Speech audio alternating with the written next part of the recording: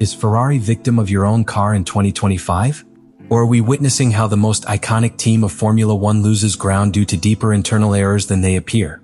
The Canada GP has just given us worrisome signs. The Canada 2025 Grand Prix did not appear simply as one more race in the Formula One calendar was, for many inside the paddock and especially within Ferrari, a fire test. The pressure on the Italian team had gradually climbed from the beginning of the season, but in Montreal it reached a boiling point. The Gilles-Villeneuve circuit track, with its long lines interspersed by aggressive and intense braking, represents a scenario that mercilessly exposes any structural or configuration weakness in a car. It is a clue where aerodynamic efficiency, traction at the exit of slow curve, and under braking stability are not advantages, but basic requirements to survive. Ferrari arrived in Canada with a car, the SF25, which has been more reason for frustration than hope. Designed with an ambitious approach to recover the lost terrain against McLaren and Red Bull, he ended up showing fundamental cracks in his technical concept. From the same winter, the team engineers detected that the SF25 was not able to operate in the driving heights for which it was conceived. This forced to apply compromise solutions that altered their track behavior. Improvised aerodynamic adjustments, reduces in the load to avoid rebounds, and a constant redefinition of their configuration parameters. In a nutshell, Ferrari was dealing with a car that demanded a titanic effort to be barely competitive. The technical challenge was combined with another silent, but equally corrosive: Lewis Hamilton's emotional and technical adaptation to the Ferrari universe. For the 7-time world champion, every weekend he represented not only a battle against the other pilots, but an internal fight to understand the limits of the car, synchronize his driving style with a machine that did not give confidence, and assumed the role of leader within a structure that has not yet managed to break with old habits. Even so, in each practice session, Hamilton exhibited sparks of genius, suggesting that his experience could make a difference if Ferrari managed to offer him a minimally balanced car. On the other side of the garage, Charles Leclerc loaded with an equally considerable weight. The Monegasco, considered the franchise pilot of Maranello for years, now faces the challenge of living and compete with a living legend as Hamilton, while trying to maximize a car that has failed him more times than has allowed him to shine. His talent is not in doubt, but his trust is. The combination of multiple disappointing weekends and an unpredictable car has progressively eroded the emotional stability that previously characterized it. Arriving in Canada hopes a competitive rebound was both a sports need and a psychological urgency. The first free training session of the Canada 2025 Grand Prix began with a mixture of expectation and tension within the Ferrari box. They knew that the urban and technical layout of Gilles-Villeneuve would test them as few. Despite the technical limitations of SF25, there was an air content of optimism. The objective was not to lead the timetable, but to demonstrate that the car could be competitive in real track conditions. That could be consistent. That could finally offer Ferrari a base on which to build trust. But that hope, ephemeral as a flash between dense clouds, soon dissipated. In the first measures of the FP1, Lewis Hamilton began to mark turns that, although they did not break chronometers, did offer a solid base of analysis. His best time, 1:13,620, placed it in 5th position, just 0.4 of leader Max Verstappen. This not only represented a good result in the statistical, but confirmed that Hamilton is beginning to find a common language with the SF25. Its most fluid piloting, less aggressive in the braking, more progressive in the curve transition, began to bear fruit. Even so, not even his experience could avoid the shock. A spin in the fork of curve 10 made it clear that the car continues to react unpredictably when required near the limit. Although he avoided the barriers, the incident reminded everyone that the SF25 is not yet a reliable car. But the attention, in reality, turned completely to the other side of the garage just 15 minutes from the start of the session. Charles Leclerc, who led the times with a promising 1:13,885, suffered an accident that would completely change the tone of the weekend. At the entrance to Curve 3, the SF25 showed one of its most worrisome vices, the sudden block of the front brakes. Leclerc, in the middle of the entrance phase, lost control when the car was unbalanced violently. He shot the grass without reaction capacity and impacted fully against the barriers. The blow was dry, front, and caused important damage on the left side of the car. The chassis folded, the suspensions were useless, and essential aerodynamic parts were destroyed. But the real problem was not physical damage, but what it symbolized. Ferrari, who came to Canada with an urgent need for data, comparison among his pilots, career simulations and long batches, thus lost one of his main tools just started on the weekend. Leclerc's accident was more than an unfortunate anecdote. It was the evidence that Ferrari has no room for error, that each curve is a threat when a car is driving that does not clearly communicate its limits.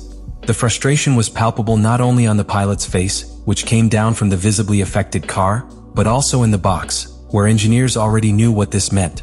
A whole night of work to rebuild the chassis, and a huge vacuum of data that would complicate strategic decision-making. And while the rivals continued to accumulate turns, improving their configurations, simulating long batches, Ferrari remained static, frozen in time, with a damaged car and another that still does not offer certainties. The FP1, which could have been the turning point, became a mirror that reflected all the weaknesses accumulated by the team. And the worst was yet to come. Because in Formula One, wasting time on track means falling back in development. And in a championship as tight as 2025, every minute counts. Ferrari once again was left behind. When the second free training session began in the Gilles-Villeneuve circuit, the paddock was already aware that Ferrari would not have its two drivers on the track. Charles Leclerc, after his accident in the FP1, would not participate. The diagnosis had been clear. Serious structural damage in the chassis required a complete substitution. In a category as sophisticated as Formula One, changing a chassis is not just a matter of pieces. It is greater surgery. It requires completely disassembling the car, recalibrating all electronic systems, millimetering the integrity of the security structure, and putting everything in a position to compete. In practical terms, this meant that Monegasco was out of Friday, and that Ferrari lost half of his operational capacity just in the most critical day to prepare the weekend. But beyond the logistics impact, the absence of Leclerc left Ferrari exposed to a strategic vacuum of deep consequences. In Montreal, as in many urban circuits, the equipment depends on the simultaneous collection of data between its two cars to compare configurations, adjust motor maps, refine suspensions, and evaluate the behavior of the car in long batches with different compounds. Having only Hamilton on track, any change that was made should be interpreted without contrast. There was no second reference. There was no cross-validation. Ferrari was blind at a time where the rest of the teams began to refine each millimeter of their configurations with surgical precision. And while in the Leclerc box the forced inactivity reigned, a new pressure chapter for Hamilton was deployed on the track. The British met a demanding session, in which he had to assume only the responsibility of advancing with the Ferrari test program. He tried to stay among the top positions, and at times he managed to do it, but as the session progressed and the teams optimized their adjustments, positions were falling.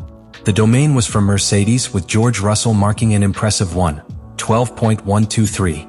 What caught the attention was not only his time, but the first 7 places in the timetable were occupied by cars with Mercedes power unit.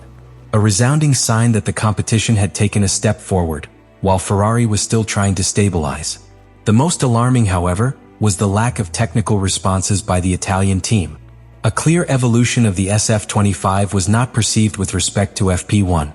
The car was still showing symptoms of braking instability and tensile limitations to curve outlet. Hamilton, despite his talent, could not compensate for a car that simply does not have a wide operational window.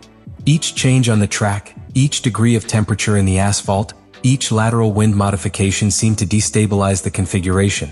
And then an uncomfortable reality emerged. While McLaren and Mercedes worked with concrete data from 2 cars each, simulating race conditions, evaluating different fuel loads and different compounds, Ferrari did everything blindly. Depending on a single pilot, with a car that has already shown that its behavior is erratic and sensitive. The strategic disadvantage was not symbolic, it was quantifiable. It meant less data for classification simulations, less information to choose the optimal compound, less certainty in the decisions of Saturday and Sunday. The FP2 ended up confirming what the FP1 had already hinted.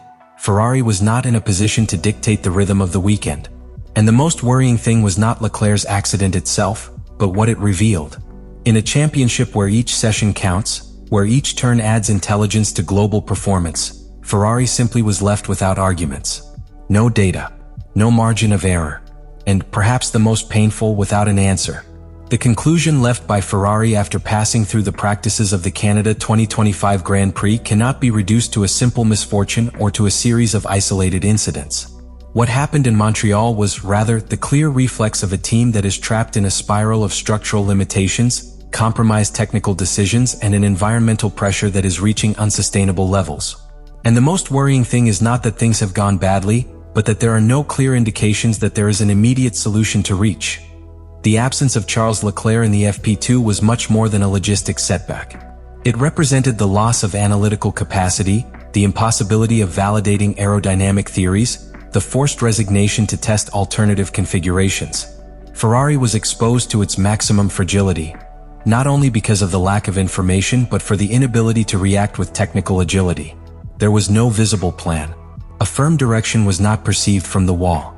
And in a modern Formula One, where millimeter preparation is everything, operate without data equivalent to running without vision. Lewis Hamilton, although he showed flashes of leadership and adaptability, cannot load only with the reconstruction of a project that presents deep fissures. His performance in FP1 was worthy of recognition, but his recoil in the FP2, although expected given the circumstances, made it clear again that individual talent has limits when the technical environment does not accompany.